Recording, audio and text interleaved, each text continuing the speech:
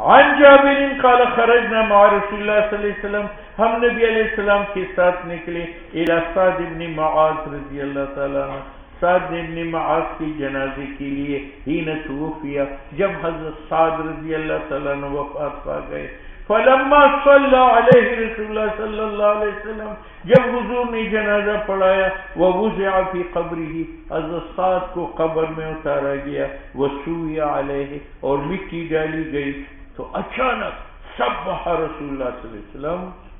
نبی علیہ السلام نے سبحان اللہ سبحان اللہ سبحان اللہ پڑھا، فسبحنا طویلا، ہم طویل وقت تک سبحان اللہ پڑھتے رہے، ثم کبرا، پھر آپ نے اللہ اکبر فکبرنا، ہم نے اللہ اکبر پڑھا،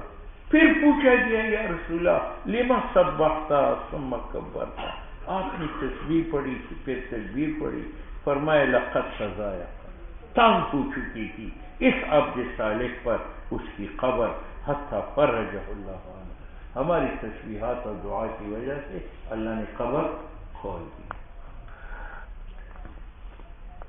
ملا علی قاری کہتے ہیں اس کی صرف ایک کوتاہی ہے کہ وہ پیشاب کی چینٹوں سے ذرا پرہیز نہیں کرتا تھا، حضور نے فرمایا استنزحوا من البول، پیشاب کی چینٹوں سے پرہیز کرو، فإن عامة عذاب القبر منه۔ عن ابن عمر قال قال رسول اللہ صلی اللہ علیہ وسلم، حضور نے فرمایا ھذا، یہ سعد بن معاذ، الذی، وہ بڑی شخصیت ہے، تحرک لہ العرش، جب اس کی روح عرش پر پہنچی تو عرش خوشی کے مارے ہل گیا کہ اب سعد کی روح میرے نیچے ٹھہرے گی، وفتحت لہ ابواب السماء، اور اس روح کے استقبال میں آسمان کے تمام دروازے کھل گئے، ہر دروازہ منتظر تھا کہ یہ روح مجھ سے گزرے گی، میری سعادت ہے، وشہدہ 70,000 من الملائکہ، اور اس کی جنازے کو کاندھا دینے کے لیے 70,000 فرشتے اتر گئے، اتنا بڑا آدمی تھا، لیکن یہ بھی معاف نہیں ہوا، لقد ذمۃ، قبر میں اس کی ہڈی ملائی گئی ایک دوسرے میں، ثم خرج عنہ، ہماری دعاؤں کی وجہ سے قبر اسی کی گئی۔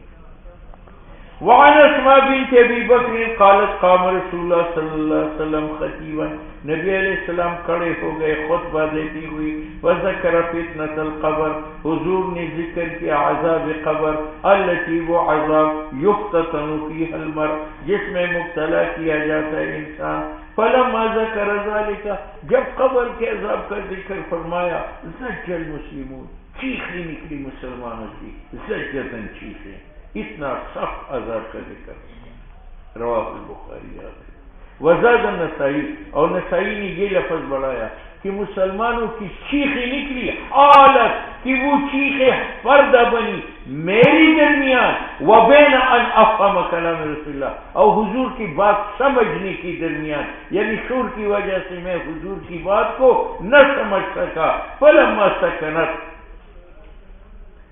زجتہم، جب صحابہ کرام کا رونا خاموش ہوا تو میں نے کہا ایک آدمی کو قریب منی، جو میرے قریب بیٹھا تھا، اے بارک اللہ ہوئی، اے اللہ تجھ میں برکت ڈالے، ماذا قال رسول اللہ صلی اللہ علیہ وسلم کی آخر قولی، حضور نے تقریر کے آخر میں کیا فرمایا، میں نے شور کی وجہ سے وہ نہ سمجھ سکا، تو میرے قریب ساتھی نے کہا کہ قال، حضور نے فرمایا قد اوحی الیہ، مجھے اس بات کی وحی کی گئی ہے، انکم تفتنون، کہ تمہارا امتحان لیا جائے گا قبور میں، قریبا من فتنۃ الدجال، فتنہ دجال کے قریب، یعنی جیسے دجال ایک بہت بڑا امتحان ہے، تو اسی طرح قبر میں ایک بہت بڑا امتحان لیا جائے گا۔ وعن جابر رضی اللہ تعالیٰ عنہ عن النبی صلی اللہ علیہ وسلم قال اذا ادخل المیت القبر، جب میت کو داخل کیا جاتا ہے برزخ میں، ومثلت له الشمس، تو دکھایا جاتا ہے اس کو سورج، عند غروب، یعنی اس کو ایسا دکھائی دیتا ہے کہ سورج غروب ہونے کے قریب ہے، فیجلس، وہ بیٹھتا ہے، یمسح عینیہ، اپنی آنکھوں کو ملتا ہے، اور یقول، فرشتوں کو کہتے دعونی، مجھے چھوڑ دو، جواب نہ مانگو، اصلی، میں عصر کی نماز پڑھتا ہوں، یہ وہ آدمی کہتا ہے جو نماز پڑھنے کا عادی ہے۔ عن ابی ہریرہ رضی اللہ تعالیٰ عنہ عن النبی صلی اللہ علیہ وسلم قال ان المیت میت یسیر الی القبر پہنچتا ہے قبر میں، فیجلس الرجل میت کو بٹھایا جاتا ہے قبر میں، غیر فزع نہ ان پر خوف ہے، ولا مشغوب نہ وہاں شور ہے، ثم یقال فیما کنت پھر پوچھا جاتا ہے کس چیز میں تم نے زندگی گزاری؟ وہ کہتے ہیں کنت فی الاسلام، میں اسلام میں زندگی گزار رہا تھا۔ وَيُقَالُ مَا هَذَا الرَّجُلُ یہ نبی کون ہے؟ وَيَقُولُ کہتے ہیں محمد رسول اللہ جاءنا بالبینات ہمارے پاس کھلی دلائل لے کے آیا تھا من عند اللہ خدا کی طرف سے، فصدقناہ ہم نے اس کی تصدیق کی۔ فَيُقَالُ لَهُ اس سے پوچھا جاتا ہے هل رأيت اللہ تم نے خدا کو دیکھا ہے؟ فَيَقُول کہتے ہیں ما ينبغي لأحد کسی کو مناسب نہیں ہے ان یر اللہ کہ خدا کو دنیا میں آنکھوں سے دیکھے۔ فَيُفَرَّجُ لَهُ پس فرجتاً قبل النار کھول دی جاتی ہے اس کے لیے ایک کھڑکی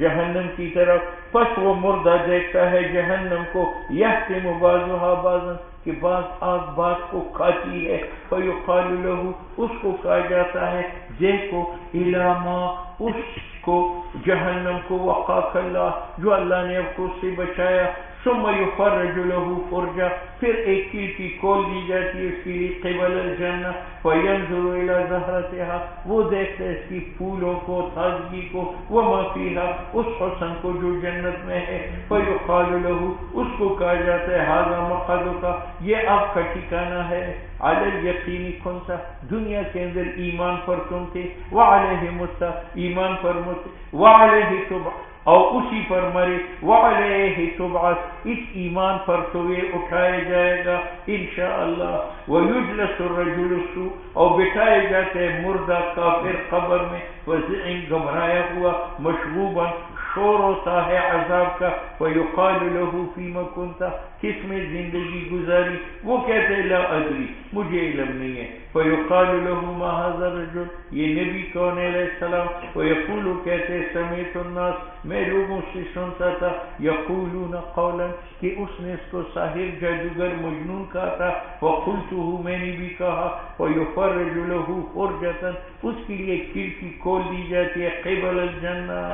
تو وہ دیکھتا ہے اس کے پھول اور تازگی کی طرف، وہ مفیہا اس لیے دکھایا جاتا ہے کہ فوت ہونے پر یہ پشیمان ہو۔ فیقال له انظر الی ما تم دیکھو جہنم کی طرف تم دیکھو جنت کی طرف، صرف اللہ عنک جو اللہ نے تم سے چھین لیا ہے، ثم یفرج له پھر کھول دی جاتی اس کے لیے کھڑکی نار کی طرف، وینظر الیہا یحکم بعضها بعضا ویقال له ھذا مقعدک یہ تیرا ٹھکانہ ہے قیامت کے بعد، علی الشک کنت تو کفر پر تھا، وعلیہ مت کفر پر مرے، وعلیہ تبعث انشاء اللہ تعالی۔